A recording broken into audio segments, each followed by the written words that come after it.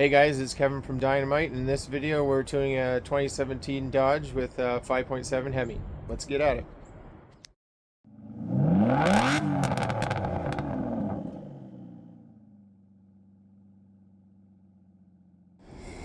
Alright, so like I said in the intro, this week we've got a 2017 Ram 1500. It's got the 5.7 Hemi. A couple upgrades the client did. He put the 6.4 cam and intake, as well as non-MDS lifters. So he's just looking for a bit more performance. So let's have a closer look. I like the wheel and tire package.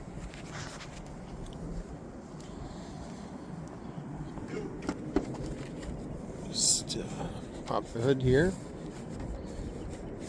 If I can find the latch.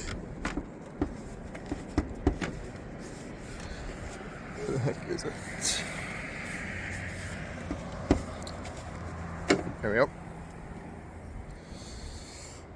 So we've got a cold air intake as well. Got the upgraded intake, and of course we can't see the cam from here. So we're hoping to get a lot more power out of it than what the stock 5.7 performs at. And we're going to start with some part throttle tuning on the road. We'll go through that process. Okay, so we're in the vehicle now. We've got our HV tuners module hooked up to the laptop, and we're on our scanner program. Now Dodge, the newer Dodges, 14 and up, use a kind of a sophisticated program called the Artificial Neural Network. Not quite as easy to tune as the older models, but we do have some levers that we can pull. Basically, with this, we're going to be looking at the long-term fuel trims and kind of those fuel trims at a certain fuel mass level. So that's what that graph is going to be displaying for us. And when we get our displayed fuel trims here, after driving around for a bit, we're going to try to populate that table, and then we go back to our editor, and we're going to be implementing those changes right in this graph here. Okay, so I'm going to put the phone down for a bit. We're going to drive around and see if we can populate that table. I'll pause a couple of times just to show you some updates how the table is looking, and then what we're going to do with that data once I've got it. All right, stand by. Okay guys, just an update. Drive's going fairly well. Almost got the table all populated, so we're going to be heading back to the house pretty soon, and we'll go over the data that we got. Okay guys, finished my drive up, so we didn't quite get the whole table filled in, but I think we'll just kind of interpolate the data from that top one and the -10 and the -15 to kind of fill that in. So as you can see, it's quite rich. It's pulling a lot of fuel, up to 15% at a certain desired fuel mass. So basically what I've done is I've copied these numbers here, and I just put it in an Excel sheet for the time being. Like I said, I just added some values here, some safe numbers, not quite as big as those ones, but maybe we don't get to this range under normal driving. So I've taken these numbers, highlighted them all, hit copy, then we'll go over to our editor, and there's two tables. If you search in the navigator, just put injector control, and the first one that we do is the injector pulse width versus fuel mass. So basically it's just saying at a desired fuel mass, this is how much fuel that it's going to be pumping in. So basically what I've done is I've highlighted the entire thing, just clicking on the top there, right click, paste special, and then multiply by percentage. So basically that's going to reduce those numbers by the percentage of fuel that was in the long-term fuel trim. So I've already done that, so these are the updated numbers. So then there's also an inverse table as well, that fuel mass versus injector pulse width. So basically we got to take these new numbers that we got and edit the column here. So I've already done that as well. So now if we're done that, we're gonna save as. Can I click it? Yeah, okay. I called this one just the part throttle Datalog setup. I'm just going to take that away and Datalog tune 1. So I'm going to save that. I always save a separate file for every change that I make. So we'll save that. And then we'll go back out there and do another drive, see if we've lowered those numbers a bit. All right, let's give it a try. Okay guys, it's the next morning. I've just uploaded the changes from that last drive we did yesterday. We'll see how well the fuel trims look this time around. This is the other screen on the scanner. It's got all the parameters kind of in real time that we can look at. I kind of flip back and forth between it and the graph. Now I do make a few other initial changes before we took off on the first drive. The big ones that we look at here is the torque management, and in particular this maximum flywheel torque. I have added quite a bit to this table. It is quite conservative from the factory. So you see there the values. I've added probably 60% to those figures. It's kind of blurry, but we'll check it on the real-time graph to see if we're hitting any limits. I did notice on the first drive that I was hitting a limit, and it was reducing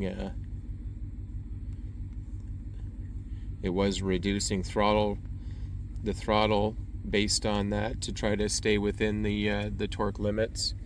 So you see on that one there, we have actual torque and expected. When I saw those, I was going up a hill, probably 60% throttle, and both of those were reading the same actual and expected. And then you could see the pedal on that one start to dip down once I reach that. So it's not allowing me any more torque because I've reached the limit. So I have increased that some. So we'll kind of do the same drive as I did the last time and see if that's still an issue. Okay, we'll check back in a bit here. It's a new day, and we're back behind the wheel of the 17 Ram, and here are the results from our last drive that we did there. It's blurry there. I'll try to.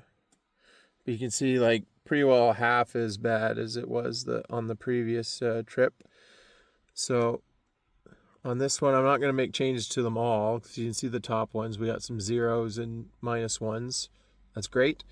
We're just going to change those bottom ones, that -7, -9, -5. Instead of multiplying the complete amount, I multiplied it by half this time around.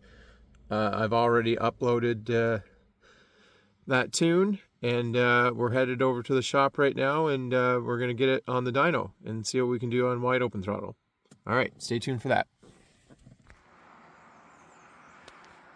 Okay, so we're all strapped down here. We got a couple on the front there. Got one pulling both ways on the back. Crossing and pulling straight back there to hold it on the drum. See the drum there. We got our sniffer there. There's the FR module. There's the regular dyno module. Here's our software from DynoJet. Obviously we didn't do this one before the customer made the modifications, but anyone that's been following us for a while knows that Jason had a 2017, a black one, very similar to this, same trim by the look of the chrome bumper there, and it made 303 horsepower, 311 foot-pounds. So we'll kind of use that as a guide or as a baseline and go from there and see what the 6.4 intake cam and lifters do for it. All right, let's get after it.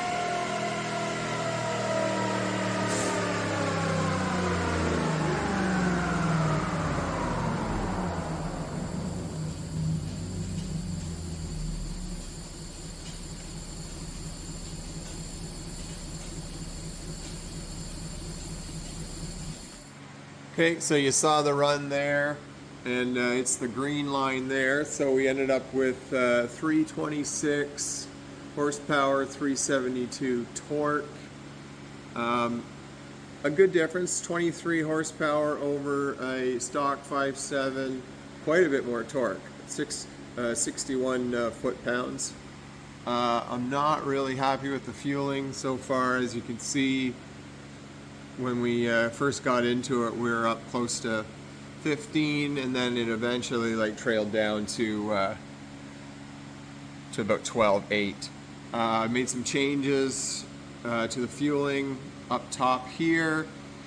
as well as I was getting cut off with fuel about 5,200, so I made a couple of changes there to see if that can stretch that a little further.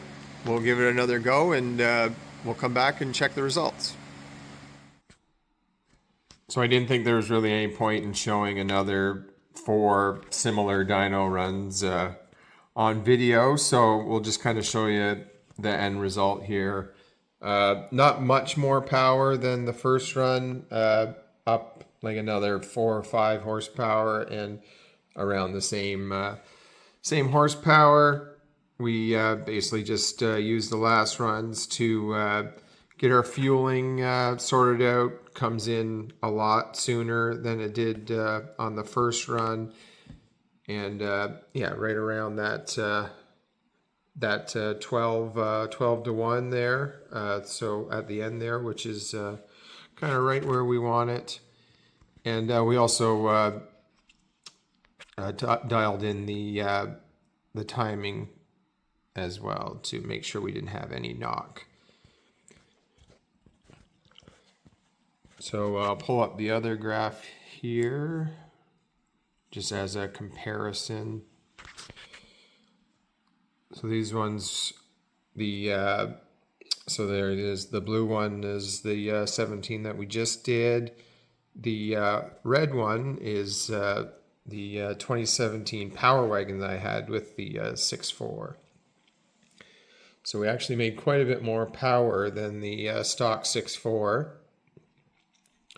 And a lot more torque. So it shows you what a little bit of tuning does. So that one did not have any tuning done to it. That was basically stock 6.4. And then the green one on the bottom is the stock 2017 Ram with the 5.7. So quite a bit more power. Quite a bit more power than that one. Great torque numbers. Hopefully our client is very happy with this. Guys, appreciate you watching. If you like this one, I hope to do maybe a more of a how-to video on how the dyno actually operates and what we do to make things happen in a coming video. All right, guys, thanks for now.